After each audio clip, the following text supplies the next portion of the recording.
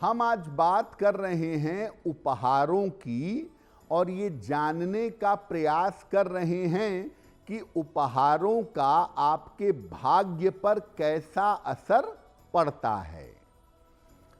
सबसे पहले ये जानते हैं कि उपहारों के लेने देने का ज्योतिष में क्या महत्व है। देखिए, उपहार दिया जाता है किसी व्यक्ति को उसके प्रति अपना सम्मान या अपनी भावनाओं को व्यक्त करने के लिए, कभी कभी किसी का सहयोग करने के लिए भी उस व्यक्ति को उपहार दिया जाता है। उपहार का सीधा संबंध होता है आपके रिश्तों के साथ।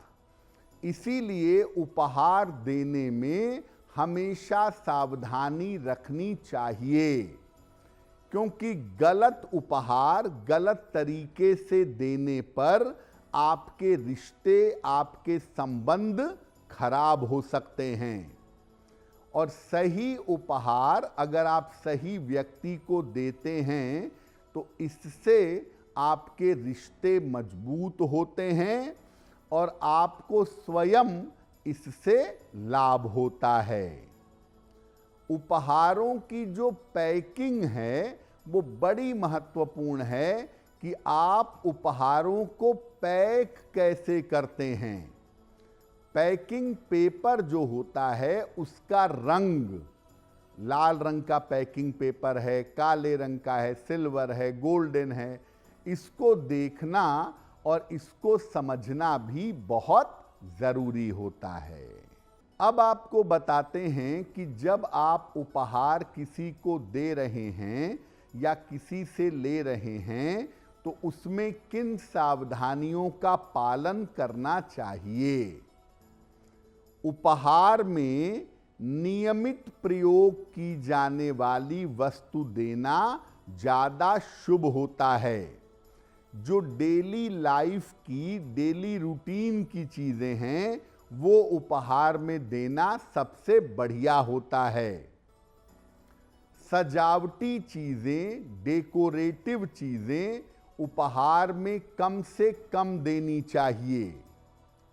श्रृंगार की सामग्री और सौंदर्य प्रसाधन जो महिलाएं उपहार में देना चाहती हैं तो वो केवल उन्हीं को उपहार में दें जिससे उनके रिश्ते बड़े करीबी हों।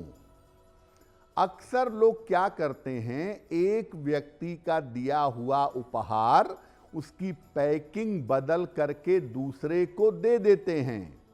तो एक व्यक्ति का दिया हुआ उपहार आपके भाग्य और आपके मन के लिए अच्छा है, लेकिन जब आप दूसरे को वही उपहार ट्रांसफर कर देते हैं तो इससे भाग्य कमजोर होता है। इसलिए एक व्यक्ति का दिया हुआ उपहार दूसरे व्यक्ति को नहीं देना चाहिए। प्रेम के मामले में कांच की वस्तुएं या ताजमहल की आकृति या ताजमहल का चित्र उपहार में न दें। जहां तक हो सके देवी देवताओं की मूर्तियां भी उपहार में नहीं देनी चाहिए। देखिए, देवी देवता कोई गिफ्ट आइटम नहीं है। आप श्रद्धा से खरीद के खुद घर पे उनकी मूर्ति, चित्र ले आइए, लगाइए, अच्छा है। लेकिन उपहार में बहुत सारे लोग आजकल गणपति की मूर्तियां देने लगे हैं, तो कृपा करके उपहार में देवी देवता की मूर्ति न दें। आपसे कोई बड़ा है, पद में, ज्ञान में, विद्या में, कोई वरिष्ठ है, आपका हायर ऑफिशियल है आपके लिए ऑफिस में, या आपके कोई गुरुजन हैं, तो उनको कलम या पुस्तक का उपहार दीजिएगा।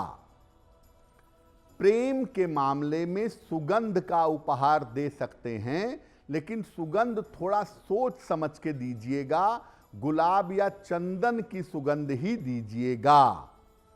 सुंदर कपड़े या फूल भी प्रेम के मामले में देना अच्छा होगा। विवाह के अवसर पर आप वस्त्र उपहार में दें, घर के जरूरत की चीजें उपहार में दें और साथ में मिठाई जरूर उपहार में दीजिए। विवाह के अवसर पे आप कुछ भी उपहार दे रहे हैं, साथ में मिठाई उपहार में देना जरूरी है। संतान प्राप्ति के मौके पर आप चांदी की कोई भी चीज उपहार में दें, चाहे छोटी ही चीज हो, चांदी का छोटा सा चम्मच ही दे दें या चांदी का गिलास, चांदी की कटोरी, यानी नव संतान के जन्म के समय, नवजात के समय चांदी की कोई चीज छोटी या बड़ी वो उपहार में देनी चाहिए। पति पत्नी को अगर एक साथ उपहार देना है या पति पत्नी आपस में उपहार देना चाहते हैं तो इसके लिए घड़ियों का उपहार देना सबसे ज्यादा बढ़िया होगा। मित्रता के मामले में आप चॉकलेट उपहार में दे सकते हैं, संगीत की कोई चीज उपहार में दे सकते हैं और मित्रता में कलम या पेन उपहार में देना भी अच्छा होता है। टूटे रिश्ते को जोड़ने के लिए सुगंधित मोमबत्ती, खुशबू वाली कैंडल और घड़ी, जिससे एक समय आपका रिश्ता बड़ा मजबूत था और एक समय रिश्ता एकदम टूट गया है, इस रिश्ते को जोड़ने के लिए सुगंधित मोमबत्ती और घड़ी अगर आप उपहार में दें तो बहुत बेहतर होगा। अगर आप मुझसे जुड़ करके अपनी समस्याओं का समाधान चाहते हैं और चाहते हैं कि आपकी समस्याओं को ज्योतिष के माध्यम से सुलझाया जाए तो आप हमसे संपर्क कर सकते हैं, जुड़ सकते हैं एस्ट्रो तक पर।